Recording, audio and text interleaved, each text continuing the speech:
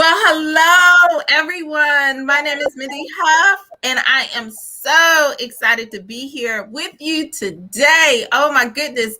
I have a special guest, a very, very special guest, and her name is Feline James. She is an associate broker. Oh, my goodness. And you're going to hear all about home buying and selling. So we want to keep that in mind.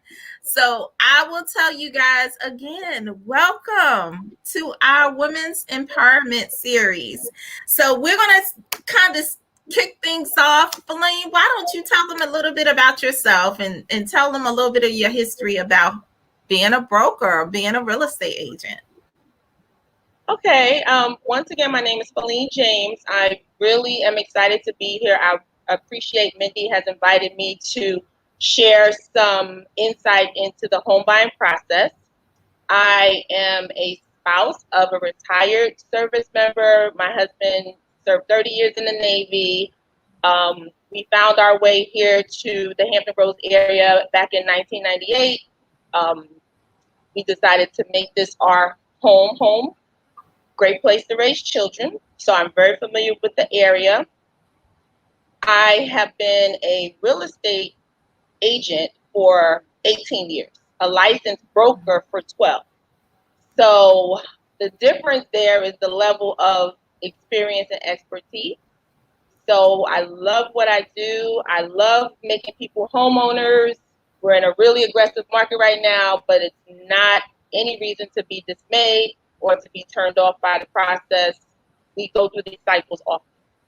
So, if you've been a renter for many, many years, whether it's renting an apartment or renting someone's private property, you're missing the advantage of having your own home.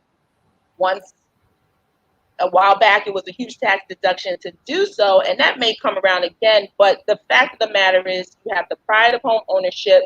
It's generational, because once you own a home and your children understand and see the difference between being a homeowner versus a renter, and everybody's not in a position to do so immediately, but it's always something to build toward. It's always something people envision. They see the dream. The dream can be a reality. It just takes baby steps. And Wow. I say, consulting with a professional to know what those steps are. And I'm so glad you brought that up, Feline, because one of the things that we know, statistics have shown us the key to building wealth is home ownership. That is one of the keys to building wealth. So let's talk about what that process will look like. If you are a person and you know, okay, this is the perfect time for me to jump in and become a homeowner. But before I go into that, let me kind of give you guys the backstory. Feline was my realtor. She still is. Get excited. But Feline was the one that helped me and my husband. We were looking for a home. And Feline prepared, she was absolutely amazing in helping us in the process, preparing us before the process, everything. She made the process as smooth and easy as she possibly could be, and prepared us every step of the way. And I am forever thankful for what she did, because Feline, girl, you went in there and we were able to get just a great deal on our home. And that is because of you. So I want to personally say thank you. Thank you for everything that you did for me and my family when it came to home ownership. Now, before we go any further, if you guys are watching us right now live and you have any questions, we are going to have a Q&A time at the end. Make sure you put it in the chat. Just ask if you have any question, whether it's about home ownership, being a first-time home buyer, or selling. If you're interested in getting into the selling market, don't hesitate to put it in the comments. Make a comment and we will answer those questions. Well, not me, the expert, Feline, will answer those questions for you. Okay. So, And I okay, just want to, I'm sorry, go I ahead. want Go to ahead. add, because some people, when I consult with them, they say, this may sound like a silly question, or this may sound, nothing is off the table, nothing is silly. This is a huge investment. You need to be knowledgeable and well informed. And really, I know there's a lot of information online, but it's nothing like getting it one-on-one from a professional who really feels comfortable with doing what they're doing rather than just making the sale. Because this is not like buying a car. So you need to really understand and get the process from start to finish, because it involves your money, a huge investment, and your future. What happens from there? You build on this. It's the starting point. Absolutely. Absolutely. So, let's go into what that process will look like. Would you like for me to share the screen or you want to just go in? I'll just discuss it. And I'm not gonna run through it, but I'm gonna just do the highlights. Okay. Okay. So initially, you consult with an expert, a realtor. Okay, whether that's through a referral, whether you have a relationship with someone who's in the real estate business, or you just call someone who you feel that you think you can make a connection with. So, the initial meeting can come in packages, and I caution those who might see a sign with a house for sale, and then they call the agent on the side, because then you have to start from the bottom. So the agent will consult with you and will determine exactly what it is you're looking for a home. What are your family's needs? Does school district matter? Is this your starter home? We often get confused with the dream home and the starter home. We want to just kind of build, but depending on where you are in life financially, that consultation is huge. So this way, you're not overwhelmed from going from, let's say, renting or coming out of school to then being a homeowner. So you would need to get pre-qualified through a lender. That's important because we need to know exactly how much you qualify for. We can't shop, we can't do anything unless we know, okay, you're approved for X. Now, you may be approved for a significant amount more than what you feel comfortable with as a mortgage payment. So we kind of can go from that as well. Say, okay, well, I only want to spend $1,600 a month. Okay, that means we shouldn't shop higher than X amount of dollars. So that's important. So once we know, we kind of once again dive in again to location. We begin our home search. Once we find the home that you feel is the home, then we'll make an offer. At that point, I personally, if you decide that you want 123 Main Street, I'm going to look at the comparable properties around that property, comparable to that one, to make sure that it's priced where it should be. And, to see where there may be some negotiating room and or not. So a lot of factors play into how much negotiating room you may have. And typically it's location, location, location, and possibly the school district. Okay, so once we negotiate your offer and your offer is accepted, that means all parties agree. Then you will provide, and this is very important, even if you have a no money down program, you are still responsible for two big things. And they're not super high in price, but you just need to be prepared. You will have to put down what we call an earnest money deposit. And that is basically your good faith money that says you're serious about moving forward purchasing the home. And you see that as a credit back at the end for you. So the money doesn't just go away or go to the seller or to the realtor. It's just you saying, this is my money down. Additionally, you're also responsible to pay the home inspector directly. Okay, so those are two out-of-pocket expenses that you would be responsible for. The earnest money deposit is typically anywhere from $500 to $1,000. The earnest money, the cost of the home inspector varies in the age of the home, the size of the home, etc. Because it can range from 275 to 400. We'll just give that range. So once you have your home inspection, the home inspector is paid to find everything good and bad about the home. So you're then presented with a report to determine what things you may want addressed by the seller. So that becomes an additional negotiation. So once all the terms of the home inspection are agreed to, then your lender, the person whom you got approved by, will order what we call the appraisal. The appraisal is totally different from a home inspection. The appraiser will go out and determine, once again, the value. They'll measure the home. They'll give you a full report of the homes that they found that were comparable and how they came up with the value. They may even make note of cosmetic or different repairs that they feel are deemed necessary to be addressed to equate with that home's value. And typically those things have to do with safety, sanitary, and being secure.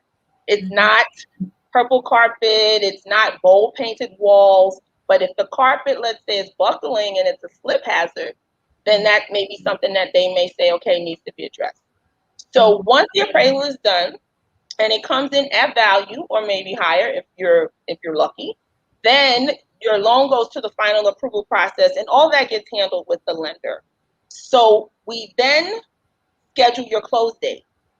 And that, of course, is the day you sign all your loan papers and you get the keys to your home. In the interim, you'll be looking for homeowners insurance, which protects your structure and the contents within, perhaps any liability if anyone is hurt on the property. You will also start packing. We will also have a termite inspection during this process to make sure that there are no issues there, which can easily be addressed, whether it's treatment or any repairs, depending on whether the home is on a solid foundation or a crawl space. We then go back to the property to ensure that the repairs you requested have been done and receipts provided, and that the home is in the same condition in which you saw it, that there's nothing nefarious about the property and you receiving it. And it needs to be at a minimum broom swept. No one's going to clean a home like you. New construction is a little different. They tend to be very meticulous about how the new property is turned over to you. But the home needs to be free of the person, if it was a resale, their personal property and any debris, and habitable, and all repairs that were requested be done. And there's additionally a checklist in which we go through just to make sure all the systems in the home work. The stove, the refrigerator, the microwave, the dishwasher, the disposal, the garage door opener, if that applies. And then once we sign off on that, we go to closing and you get your keys. So in a nutshell, that was a lot and it seems like a lot of steps, but it's really a 30-day process from when you find the home. The hardest part is finding the home that you feel is the right fit for your family. Wow. Well, that is I would tell you, you made the process for me and my family very easy.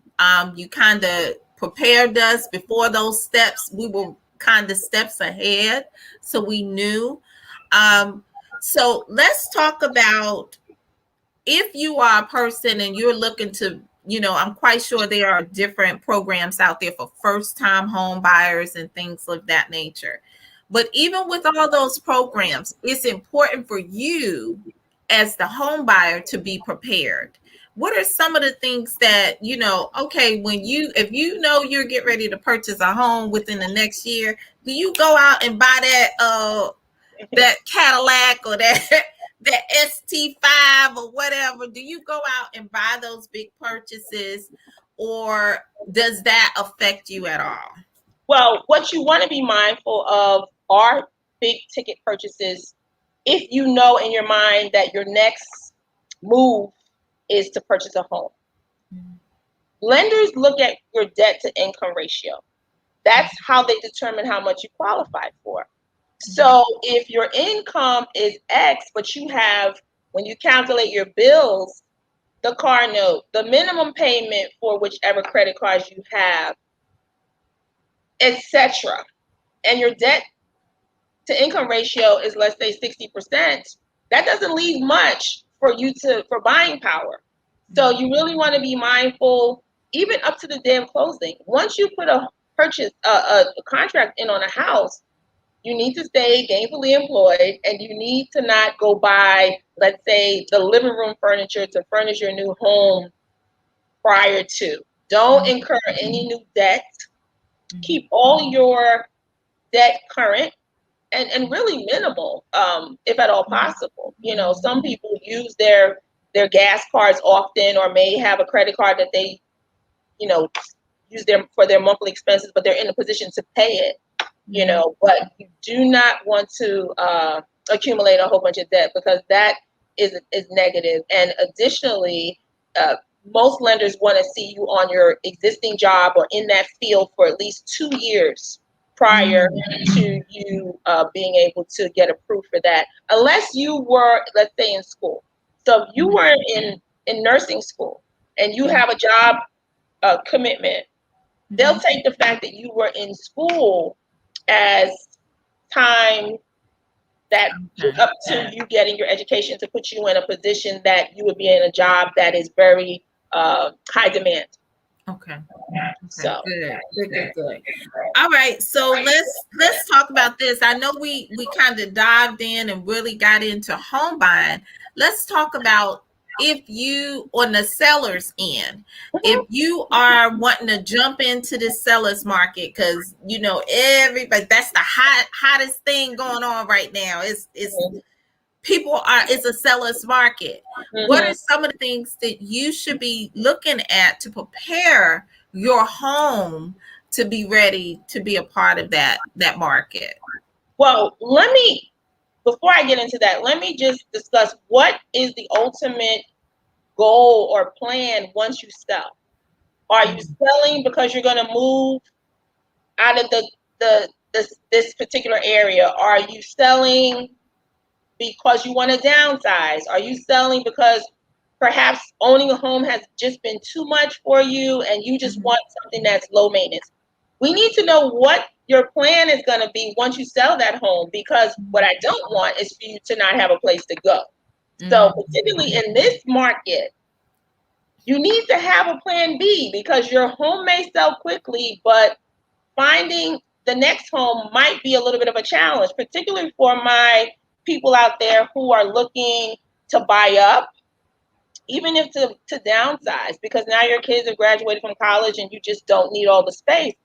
We have to really have a hard conversation about what are going to be your options once your house sells. And I caution people who own homes with refinancing. I'm not a financial advisor, but I do say, be cautious about a lot of the things you may get in the mail pertaining to, refinancing and these opportunities. There's a lot of fine print. There's a lot of things are public records, so they know who your mortgage company was, and sometimes it may appear that it's your mortgage company that's sending you the information, and it's not. I really say, if you had a great relationship with your realtor, contact your realtor to say, hey, is this legit? Or even the person who did your mortgage, because there's still predatory lending out there to a degree. So I say be careful. Yes, I'm so glad you brought that up, because as homeowners, it's not one day that goes by that we're not getting a phone call or we're getting something in the mail about refinancing and all of that stuff. So a lot of people can get caught up. They even know how much your home is valued at, worth, or whatever. It is crazy how it is out here. So let's say this: if you're already a homeowner and maybe you are looking to renovate, what is the best places for what rooms in the house, or what's the best bang for your buck when it comes to renovating your home? in this market and in pretty much, with COVID and people being home more, kitchens and bathrooms sell homes all day long. Okay. If you're going to have a focus, it should be your kitchen and your bathroom. Those are, they're not inexpensive to renovate, depending on what your plan is. But if your home is a little dated and you see yourself there a few more years, enjoy being in that newer kitchen or having the updated bathroom, even, let's say before you sell, if you have a plan of a few more years down the road. It's funny, I had this conversation with another past client of mine, and they just really, were on the fence about what to do, sell or, renovate. And I mean, we had a awesome conversation, but really I say, if you're going to put the money in, be there to enjoy it. That will help you sell the home down the road. People are looking for the updated kitchen and bathroom, and those are huge, in my opinion. And flooring. And flooring. Okay. Yes. Okay. All right. All right. Well, let's do this. Why don't you tell us how we can get a hold of you if you're in the Hampton Roads area and you are out there and you're looking for a realtor.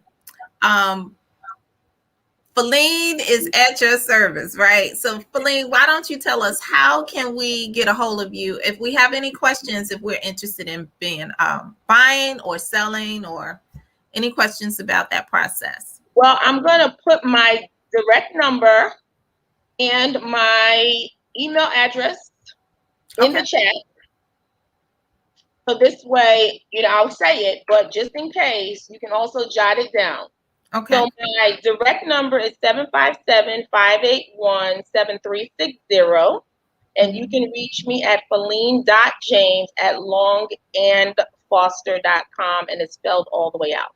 That is the company I work for. I am affiliated with Long and Foster Real Estate. Awesome. Awesome. Well, again, thank you so much, Feline. You're welcome. I appreciate you having me. Oh, absolutely. Absolutely. Thank you so much for coming and kind of dropping that knowledge so we can be better prepared at being a homeowner. So thank you again, you guys. Y'all know how to reach Feline. See you. Okay. All right. Bye-bye. Bye-bye. Be blessed. Okay.